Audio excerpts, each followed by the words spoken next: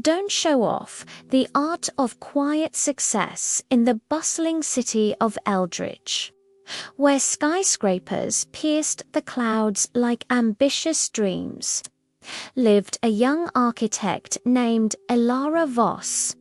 At 28, Elara was the kind of person who sketched blueprints in the dim glow of her apartment lamp until the early hours, fueled by an early but black coffee and an unyielding belief that buildings could heal the fractures of a lonely world.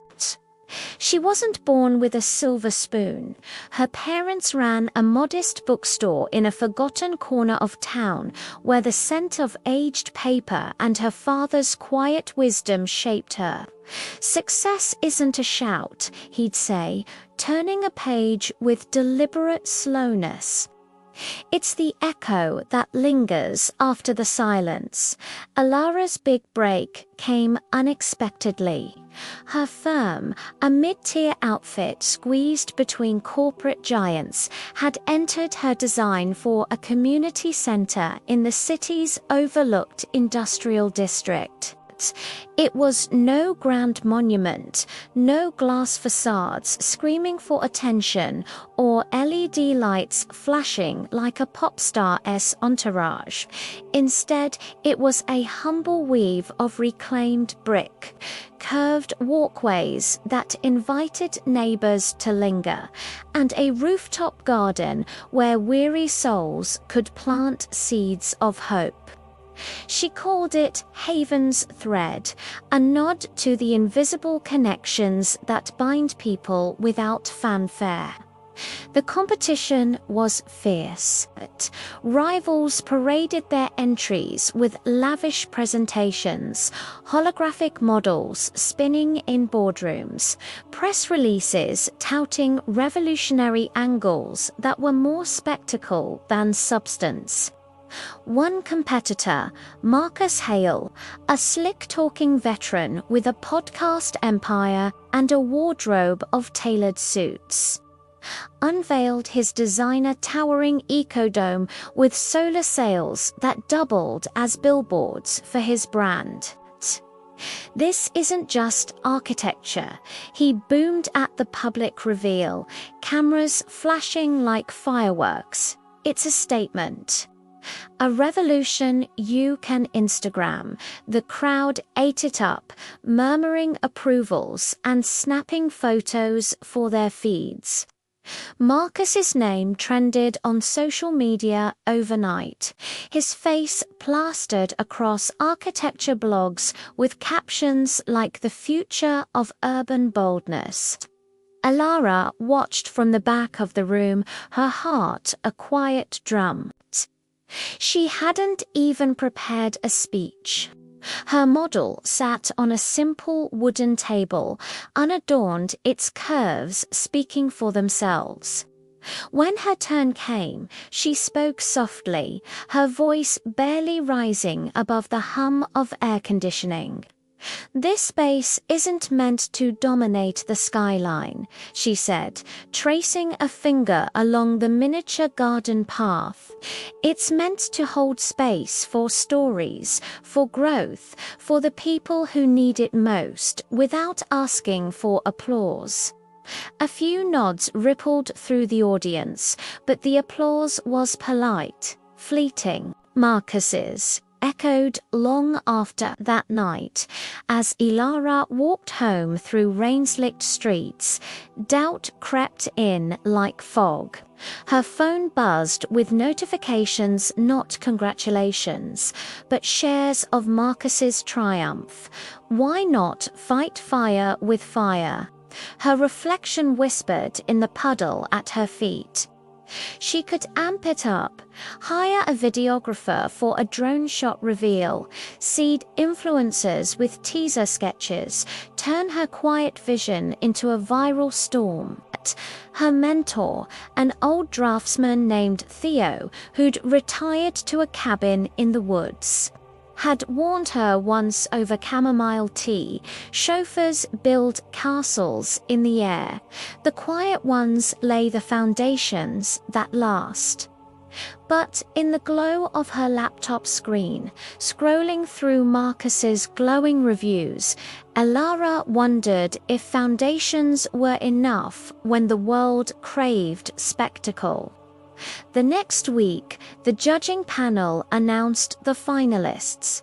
To her astonishment, Haven's thread made the cutting out flashier entries on merit alone.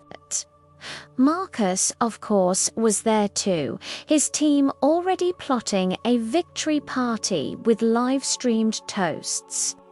As deliberations dragged into late summer, Elara threw herself into revisions. Not for show, but for soul. She visited the district at dawn, chatting with factory workers, nursing coffees on stoops, listening to single mothers describe playgrounds that felt safe, elders reminiscing about community halls lost to urban sprawl. One woman, Rosa, with calloused hands and eyes like polished stones, shared how her late husband had dreamed of a place where kids could learn without the roar of machines drowning their laughter. Elara sketched by hand that afternoon, incorporating a small amphitheater etched with subtle motifs from local folklore, threads of stories woven into the walls. Invisible unless you knew to look. She didn't post about it. No humble brags on LinkedIn, no behind-the-scenes reels. Instead, she shared quiet coffees with the community, her notebook filling with their voices. Marcus, meanwhile, dominated the narrative. He hosted webinars on the power of visible innovation, quoting Elara's design as a charming underdog while positioning his as the inevitable winner. His followers lapped it up, debates raging online about bold versus beautiful. Elara's name flickered in the comments' curious mentions, but drowned in the noise. The announcement day arrived like a held breath released.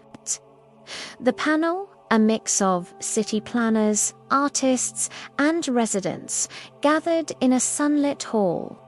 Marcus strode in with his entourage, his dome model gleaming under spotlights. Elara arrived alone, her portfolio tucked under her arm like a trusted friend. The head judge, a silver-haired woman named Dr. Lena Reyes, cleared her throat. "We've seen visions of grandeur tonight," she began, "designs that command attention and promise transformation from afar. But true architecture, true success. It serves without demanding worship." The room tensed as she unveiled the winner, Haven's Thread by Elara Voss. Gasps rippled. Then, applause not thunderous, but deep, resonant, like roots shifting soil.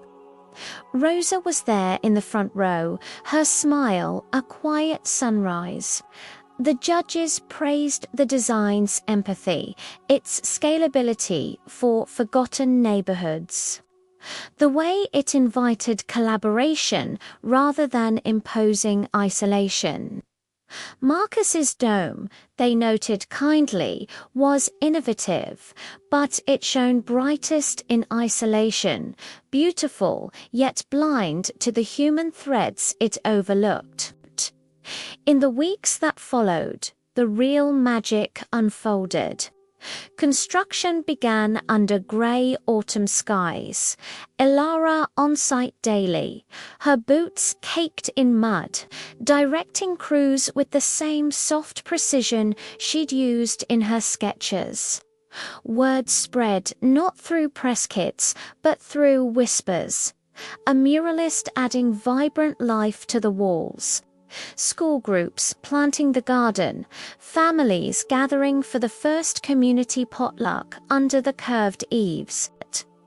Marcus's dome won a flashy award for design innovation, but it sat half-built, its sponsors balking at ballooning costs, its billboards fading in the rain. One crisp evening, as the center neared completion, Elara stood on the rooftop, the city lights twinkling below like scattered stars. Rosa joined her, handing over a steaming mug of herbal tea. "You didn't shout," Rosa said, her voice warm as hearth fire, "but look what your silence built." Below, laughter echoed from the amphitheater children reciting folk tales, their words bouncing off walls etched with stories just like theirs. Elara felt it then, the quiet swell of success, not a fleeting high, but a steady current carrying her forward. From that day, Elara's path diverged from the spotlight's glare. Commissions came small at first, for libraries in rural towns, shelters in shadowed alleys, but each one deeper, more enduring. She mentored young architects over late-night sketches, urging them, "Let your work whisper, the world will lean in to listen."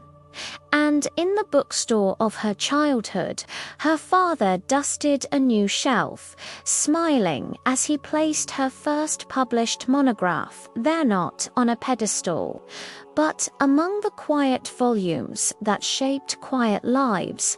In the art of success, Elara learned the loudest victories often crumble under their own weight, but the quiet ones, they root, they grow, they endure, motivating, not through spectacle, but through the simple, profound act of showing up day after unseen day. And in that endurance lies the truest motivation. The knowledge that what you build in silence can shelter storms you never saw coming.